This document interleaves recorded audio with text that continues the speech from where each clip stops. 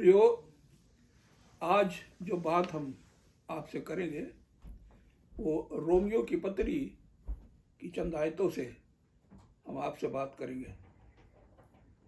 Romans 12 बाब और उसकी 2 आयत में लिखा है, संसार के सदृश ना बनो, तुम्हारी बुद्धि के नए हो जाने से तुम्हारा चाल चलन भी बदलता जाए, जिससे तुम परमेश्वर की सिद्ध इच्छा अनुभव से जान सको।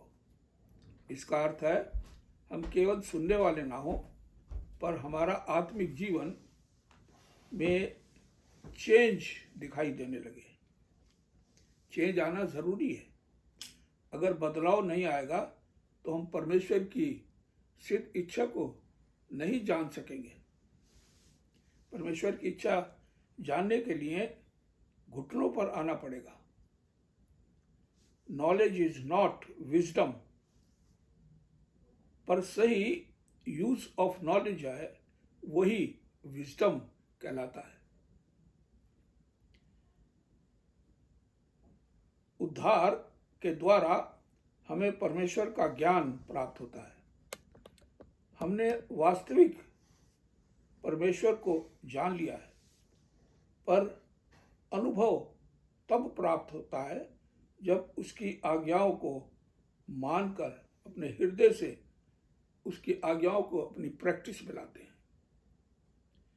जब हम उसकी आज्ञाओं के अनुसार, उसके वचन के अनुसार अपना जीवन यापन करते हैं। रोमियो 12 बाब की 11 आयत में लिखा है, प्रयत्न करने में आलसी ना हो, आत्मिक उन्माद में भरे रहो, मतलब स्पिरिचुअल जॉय में। बी नॉट केयरलेस और स्लॉथफुल। हम एक तो लापरवाह ना हो प्रभु की बातों में, और ना सुस्त हो। पुराने स्वभाव के प्रति सावधान रहना होगा। शरीर आत्मा का विरोधी है, इसलिए शारीरिक अभिलाषाओं को मारना होगा। रोमियो 8:1 में लिखा है, सो अब जो मसीह में है उन पर दंड की आज्ञा नहीं। मसीह ने हमें पाप व मृत्यु की व्यवस्था से स्वतंत्र कर दिया है। हमें इस सच्चाई को अपनी विवेक की कसौटी पर रख कर देखना होगा। क्या हमारा विवेक हमें कहीं दोषी तो नहीं ठहरा रहा? अगर आपका विवेक आपको दोषी नहीं ठहराता तो आप के पाप क्षमा हो गए, ये जान ले। रोमियो 2 बाब की 15 आयत में लिखा है, वे व्यवस्था की बातें अपने हृदय में लिखी हुई दिखाते हैं और उनके विवेक भी गवाही देते हैं और उन्हें निर्दोष ठहराते हैं। पहला यूहन्ना 3 बाब की 21 आयत में लिखा है, प्रियो, यदि हमारा मन कॉन्शियस दोषी ना ठहराए तो हमें परमेश्वर के सामने याब होता है। और 22 आयत में लिखा, और जो कुछ हम मांगते हैं वह हमें मिलता है, क्योंकि हम उसकी आज्ञाओं को मानने वाले लोग हैं। मसीह जीवन एक ट्रांसफॉर्मिंग जीवन है। एक बदलाव हुआ जीवन है। एक बिल्कुल बदलाव उसमें आ जाता है। ट्रांसफॉर्मिंग जीवन है। एक खास आत्मिक डिसिप्लिन प्रदान करता है। ट्रांसफॉर्मिंग जीवन एक खास आत्मिक डिसिप्लिन हमें देता है। लूका 9 बाब की 23 आयत में लिखा है, अगर कोई मेरे पीछे आना चाहे तो अपने आपे से इनकार करे। सेल्फ डिनाइल,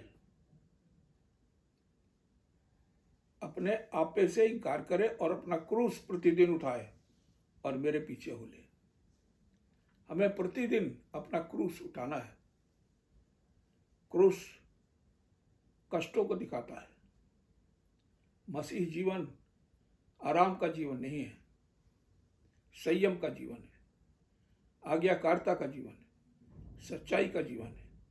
सच्चाई का जीवन सर्वदा संसार में कठिनता का जीवन होता है, जिसको प्रभु कहता है कि हमें प्रतिदिन उठाना है, तब हम प्रभु के चेले हो सकते हैं। कुलसियों 3 बाब की 1 से 4 आयत में लिखा है, जीवन के हर हिस्से में हमें परमेश्वर की प्रसन्नता का ध्यान रखना होगा। We can not live divided life. हमें अपनी प्रसन्नता से ज़्यादा परमेश्वर की प्रसन्नता का, खुशी का ध्यान रखना होगा। इफिसियों 6 बाब की 13 आयत में कहता है, we are required to follow discipline of determination. दृढ़ निश्चय का जीवन हमें बिताना होगा। स्वामी चुना होगा, हमें अपना स्वामी चुनना होगा। अगर मसीह हमारा स्वामी है तो उसके साथ वफादारी से चलना होगा, दृढ़ता से चलना होगा। We can not serve God with our old nature. पुराने मनुष्यत्व से के साथ हम परमेश्वर की सेवा नहीं कर सकते। पुराने मनुष्यत्व के साथ हम परमेश्वर के प्रभु यीशु मसीह के साथ अपना जीवन नहीं बिता सकते। हम सच्चे मसीही नहीं बन सकते।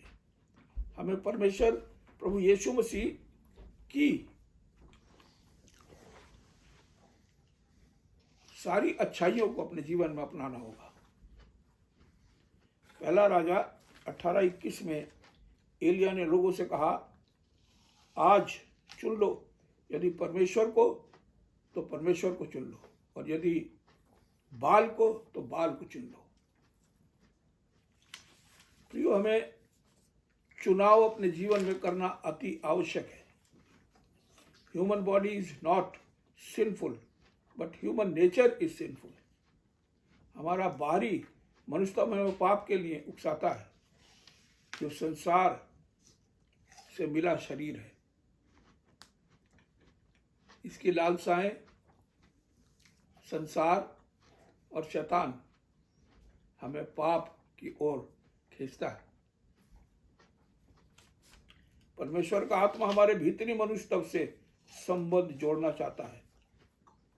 गॉड होली स्पिरिट हम पर स्वर्ग की डीपर थिंग्स रिवील करती है। मैनकाइंड परमेश्वर की रचना है। मैनकाइंड परमेश्वर की रचना है, जिसे शैतान ने परमेश्वर से अलग कर दिया। कोई भी अपनी रचना का पतन नहीं चाहता। कोई नहीं चाहता कि उसकी रचना खराब हो जाए, बिगड़ जाए, क्योंकि वह उससे प्रेम करता है। हर एक अपनी क्रिएशन से, अपनी रचना से प्रेम करता है। अपने प्रेम को मनुष्यों पर प्रकट करने हेतु उसने पुराने समय में नबियों के द्वारा पहुंचाई। जब उन्हें भी नकार दिया गया, उसने अपना पुत्र को भेजा ताकि अपना प्रेम मनुष्यों पर प्रकट कर सके। यूहन्ना 3 बाब की 16 आयत हमें इस बात का इंश्योरेंस गारंटी देती है। इसमें लिखा है, God so loved the world that he gave his begotten son, that whosoever believeth in him shall not perish but have everlasting life. God so loved the world. किस लिए? क्योंकि वो मनुष्य जाति से प्रेम करता है। उसी प्रेम का जो उसने मसीह के द्वारा जगत पर प्रकट किया, उसी प्रेम को वह हमारे मध्य से जगत के साथ लोगों तक पहुंचाना चाहता है। परमेश्वर के उस प्रेम को मसीह यीशु ने इस संसार पर प्रकट किया, और इसके बाद उसके चेलों ने संसार पर उसके प्रेम को प्रकट किया। और आज जो वो प्रेम हमको मिला है, तो हमारी भी ड्यूटी है कि हम उस प्रेम को, परमेश्वर के प्रेम को संसार पर प्रकट करें, जिसके द्वारा मनुष्य समाज परमेश्वर के प्रेम को जान सके। वह तो परमेश्वर था, आत्मा था, उसे शरीर में आने की जरूरत नहीं थी, पर उसने देह धारण कर इसलिए किया कि शरीर को मनुष्य जाति के छुटकारे के लिए, उसकी पापों की क्षमा के लिए पाप बलि करके क्रूस की वेदी पर कुर्बान हो। बाइबल इस बात की पुष्टि करती है। इशाया 53 और उसकी 5 आयत में लिखा है, परंतु वह हमारे ही अपराधों के कारण घायल किया गया, हमारे अधर्म के कार्यों के द्वारा कुचला गया, हमारी ही शांति के लिए उस पर ताड़ना पड़ी कि उसके कोड़े खाने से हम चंगे हो जाएं, पाप रहित हो जाएं। आज 7वीं आयत में लिखा है, वह सताया गया तो भी वह सहता रहा और अपना मुंह न खोला। जिस प्रकार भेड़ वध होने के समय वह ऊन कतरने के समय चुप रहती है, वो चुप रहा, वैसे ही उसने भी अपना मुंह ना खोला। वर्ष 8 में लिखा है, अत्याचार के और दोष लगाकर वह उसे ले गए। उस समय के लोगों में से किसी ने इस पर ध्यान नहीं दिया कि वह जीवितों के बीच से उठा लिया गया। मेरे ही लोगों के अपराध के कारण उस पर मार पड़ी। वो कहता है, किसी ने भी नहीं जाना कि वो हमारे बीच में से उठा लिया गया। प्रभु बादलों पर उठा लिया गया, प्रभु स्वर्ग चला गया और किसी ने इस बात की जानने की कोशिश नहीं की। वर्ष 10 में कहता है, तो भी यहोवा को यही भाया, जब तू उसका प्राण दोष बलि करे तब वह अपना वंश देखने पाएगा।